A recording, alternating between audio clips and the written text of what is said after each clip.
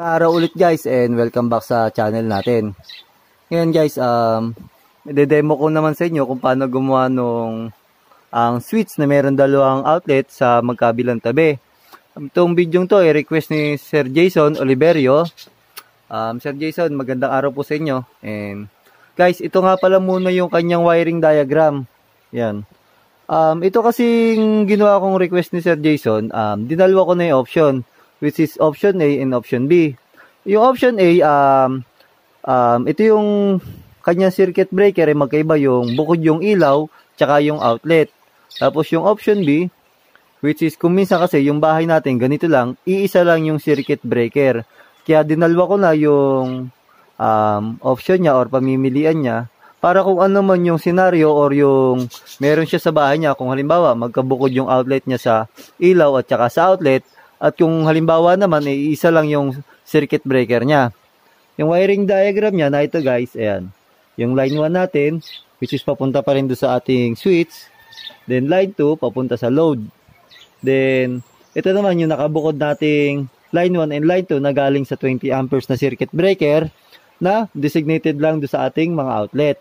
Tapos doon sa option B, ganun din, line 1 na papunta sa ating switch at line 2 papunta sa ating load. Then yung ating mga outlet, itong dalawang to, nakakonect do sa line 1 and line 2 ng ating nag-iisang circuit breaker.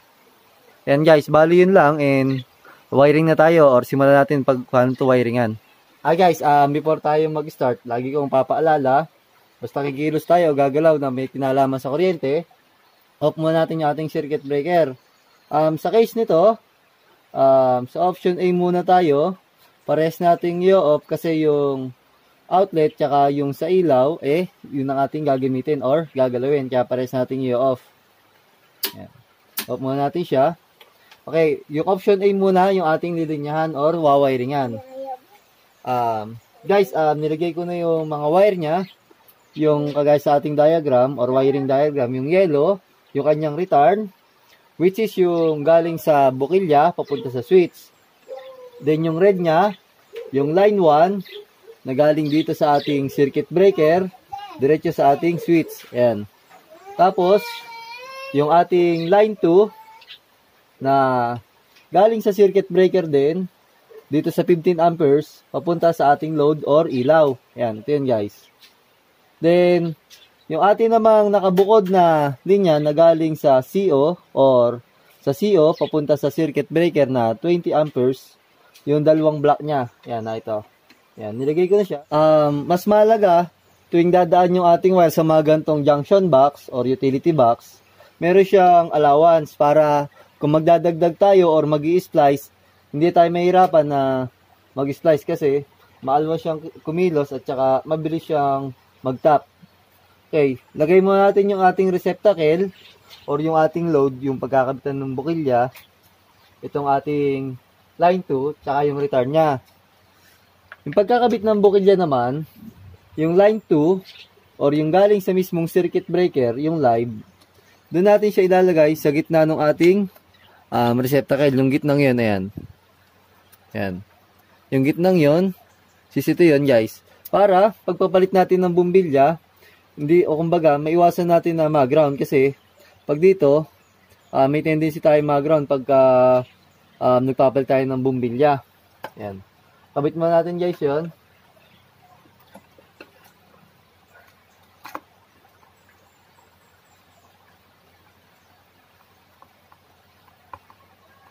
Okay, make sure nyo guys na maigpit siya para hindi maiwasan natin na mag-loose.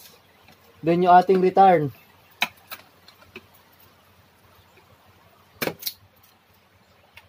Yan. Yung return naman natin, doon sa kabilang side nung bukilya o receptacle. Yan.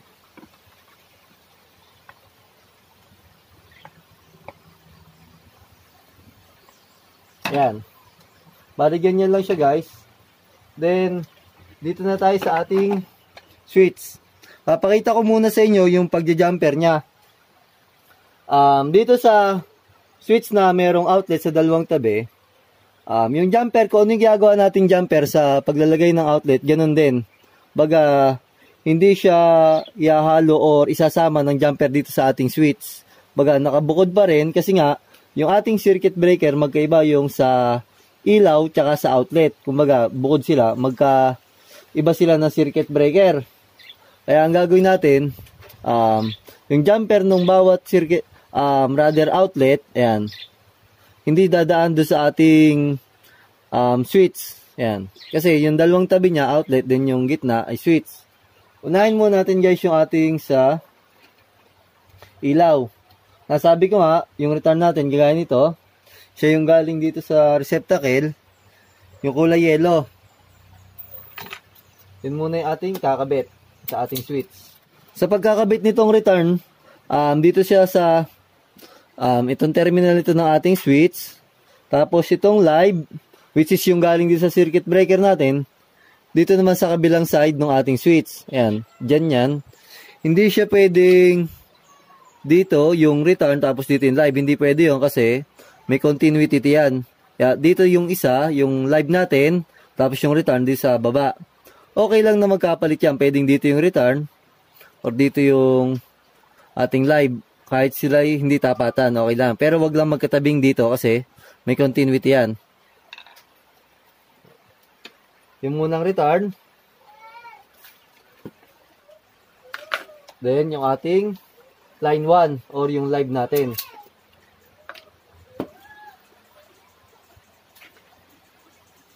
Yan. Tapos, yun naman ating linya or yung line 1 and line 2 na galing sa 20 amperes na circuit breaker natin. Yun yung galing sa ating or papunta sa ating mga outlet.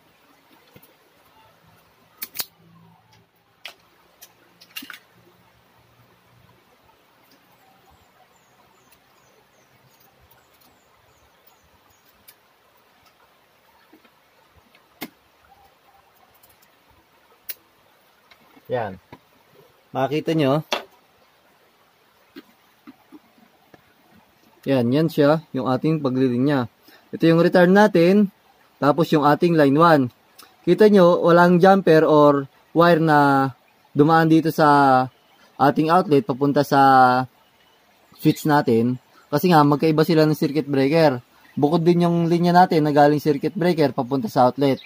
Yan. Bali ganyan yung ating option A.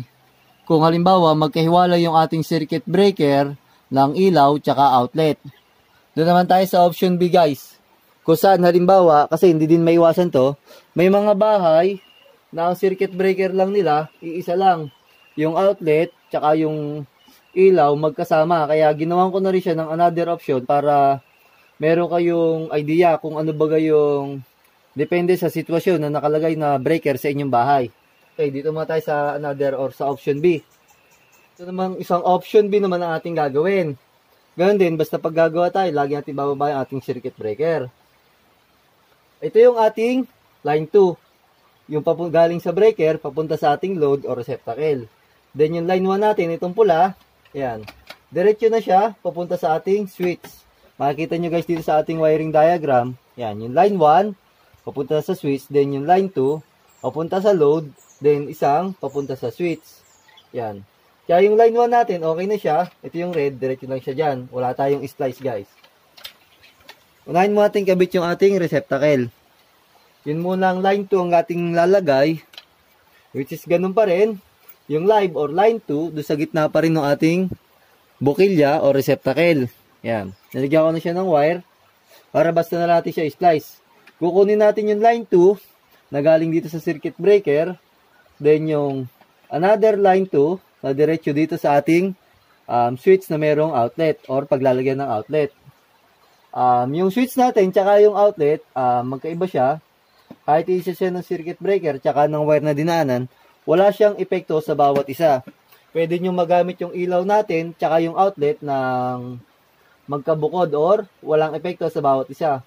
Mabubuhay natin yung ilaw na hindi maapektuhan yung outlet, makakapagsaksak tayo sa outlet na hindi din maapektuhan yung ating ilaw or mabubuhay yung ating ilaw. Yan. Ganyan lang yan. Yan, splice natin yung line 2 papunta sa ating receptacle or bukilya. Tapos yung isang meron siyang diretsong line 2 pababa sa ating mga outlet. Lagyan natin ng wire nut. Tapos, yung ating return. Yung return niya, yung galing sa receptacle or bukilya, papunta sa switch natin. Yan. Ito yung yellow. Makikita nyo sa wiring diagram natin.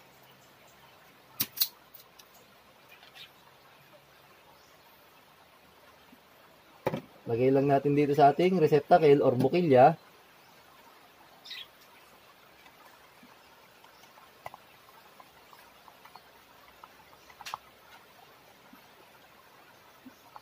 Yan. Ganyan lang siya yung pagkaka-splice niya. Yung line 2, diretso, yung galing circuit breaker, diretso sa baba, pero kumonek yung ating receptacle. Tapos yung line 1, yung pula nga, diretso din sa ating baba, papunta sa switch, pero hindi nakakonect yung ating receptacle. Ang nakakonect doon, yung return, papunta sa switch. Yan. Doon naman tayo sa switch natin at outlet. Yan. Ito yung switch natin, nasa gitna. Nasa dalawang tabi yung outlet. Makikita nyo yung jumper no kabilang switch no sa option A, pinakita ko. Dito naman may jumper din siya pero iba doon sa isang option A natin. Ganito yung jumper niya, yan. Makikita nyo yung dalawang outlet natin, ganun pa rin, naka-jumper pa rin siya. Yan. Pero pagdating sa gitna yung ating switch, yan. Kumuha siya dito sa kabilang o sa line 2 or either line 1 papunta dito sa switch natin. Ito yung line 1. Yan, doon siya kukuha ng jumper sa line 1. Kaya makikita nyo mamaya pag i-splice ko or pagkakabit nitong ating switch at outlet. Unahin muna natin guys yung ating return.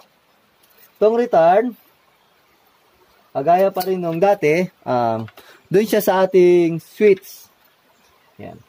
Wala siyang jumper. Kumbaga, diretso lang siya sa switch. Solo lang siya. Tapos, nasabi ko nga, ito yung line 2, yung block natin, which is yung kumabit dito sa receptacle. Dito siya, sa isang side, doon sa walang jumper ng switch at outlet.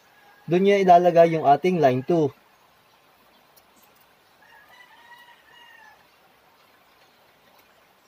Yan. Tapos, itong line 1, or yung linya natin na galing breaker, papunta sa switch, na baga hindi siya kumonek dito, doon naman siya sa side na mayroong jumper, si switch, tsaka si outlet.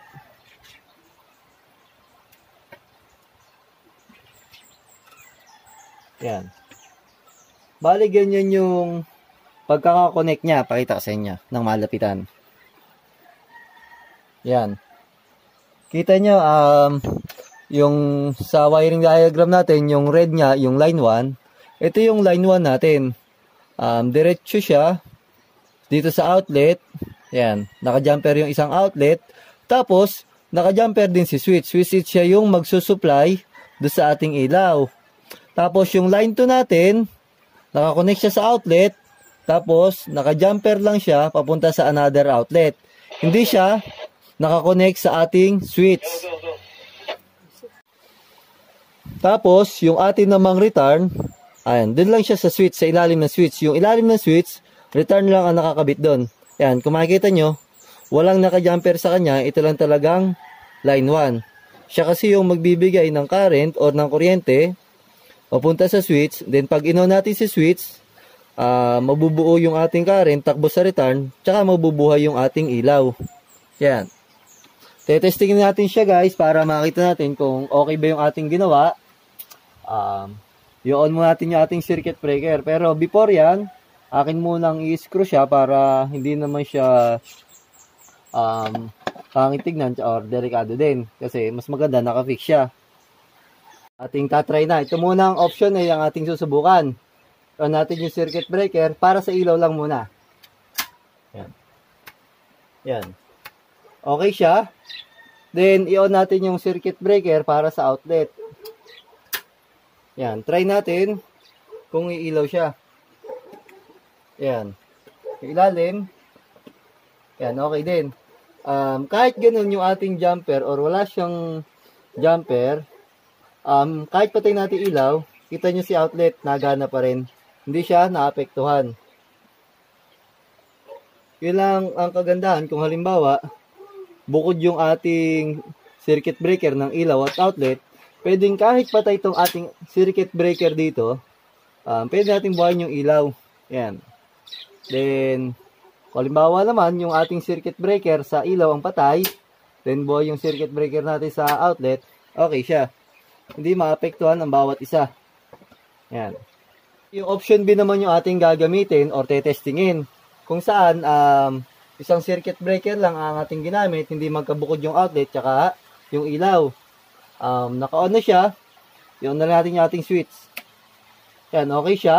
Yung outlet naman yung ating susubukan. Yung ibabaw, yan. Okay din siya. Try natin yung ilalim kung nagana siya. Yan, okay din siya, nagana siya guys. Then, try natin, kahit i-on natin or i-off yung ating ilaw, ito nyo, yung outlet natin hindi maapektuhan. Yan. Hindi siya maapektuhan, kumbaga, hindi nawawala yung kuryente niya. Kasi yung jumper natin, para lang dun yung sa ilaw. Pero kahit naman natin tanggalin tong ating sa outlet, okay din siya. Yan, nagana din siya. Kumbaga, wala siyang epekto sa bawat isa sa outlet at saka sa ilaw. Kahit magkasama yung ating circuit breaker. Ganon din doon sa ating option A, kahit magkabukod yung ating circuit breaker, wala din siyang epekto sa bawat isa. Ayan guys, sana meron na naman kayong bagong natutunan or nakatulong na naman ako sa inyo sa bidyong to. At kung meron kayong mga tanong guys, huwag nyo lang kalimutang isulat sa ating comment. At kung meron din kayong mga nais pagawang video, ganun din. At maraming salamat po ulit sa pagsubaybay nyo sa video ko. Kung ngayon pa lang kayo nakapanood ng aking video, i-like, share, and subscribe nyo na po ang channel ko. Then, click nyo na rin po yung notification bell para lagi kayong updated sa mga videong ina-upload ko. Pero before ko tapusin tong videong to, shoutout po muna ulit do sa mga taong wala sawang sumusuporta sa ating video na every time na may video tayo ay laging naka-comment. At God bless po sa inyo lahat. No.